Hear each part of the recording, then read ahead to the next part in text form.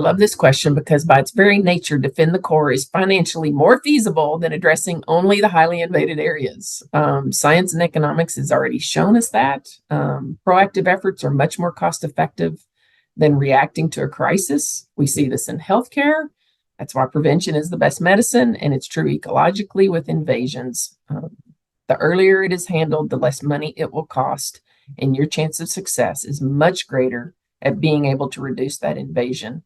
The simple example I give a lot of people is, let's pretend $100 an acre that we're going to do treatment with maybe herbicide, and we've got 50 acres invaded. That's $5,000, right?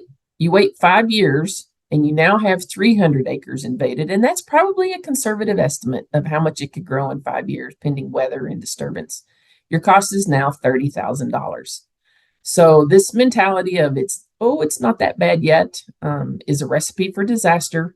Invasions, and especially invasive annual grasses, are superb at what they do, and they are just sitting there in low numbers, patiently waiting. And then if a disturbance occurs, be it wildfire, rainy, warm year, or even a drought year when the natives can't handle it, then it's off and running and hard to stop. So our best chance is diligence in identifying where it is and reducing the invasive annual grasses early and supporting that native plant community so that that native plant community can do our work for us. And it's going to do it much more efficiently and at a much lower cost than for us having to pay for treatment. One of the things that we could do early on is demonstrate the cost of inaction, right? Because doing nothing also comes with a cost, perhaps for a future generation. But what we're trying to instill is this ounce of prevention, pound of cure mentality. And with a little bit of investment now, perhaps we can save ourselves from a much more costly situation down the road, where we're just coping with the effects of widespread invasive grasses.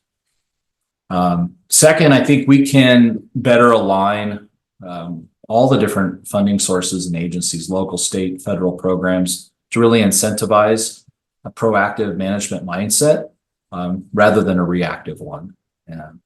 So people need to know that they're not on their own in this endeavor, and that a lot of work needs to be done behind the scenes to make sure they're supported in that proactive management approach.